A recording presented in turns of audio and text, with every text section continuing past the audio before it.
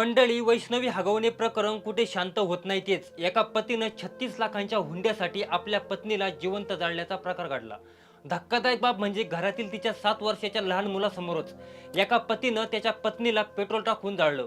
निक्की आणि तिची बहीण कंचन यांना दिल्लीच्या ग्रेटर नोएडा परिसरात एकाच कुटुंबात दिलं होतं.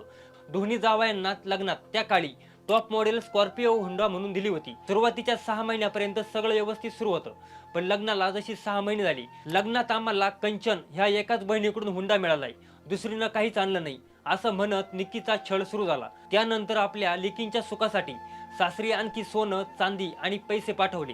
हे सगळं दिल्यानंतर लेकींना सासरचे त्रास देणार नाही असं निक्कीच्या वडिलांना वाटत होतं. त्यांनी अजून निक्की आणि कंचनचा शारीरिक व मानसिक छळ करायला सुरुवात केली. शेवटी सासरच्यांनी त्यांच्या वडिलांकडे थेट 35 लाखांची मागणी केली. 20 ऑगस्टला कांचनला मारहाण केल्यानंतर 21 ऑगस्टला निक्कीला तिची सासू आणि तिच्या नवऱ्याने तिचे केस ओढून बेदम मारहाण केली. अमानुषपणाच्या सगळ्या सीमा ओलांडत निक्कीला अर्धनग्न करत तिला जबरी मारहाण करण्यात आली. त्यानंतर तिच्यावर पेट्रोल टाकून जिवंत पेटवून देण्यात आलं. निक्की पेटतं शरीर घेऊन आरडाओरडा करत घराच्या पायऱ्या उतरत असताना घराच्या पायऱ्यावरच शेवटी तिथेच कोसळली. मंडळी, विशेष म्हणजे निक्कीच्या 7 वर्षाच्या मुलासमोर त्याच्या आईला मारहाण झाली आणि नंतर तिच्या अंगावर पेट्रोल टाकत तिला जाळून टाकण्यात आलं.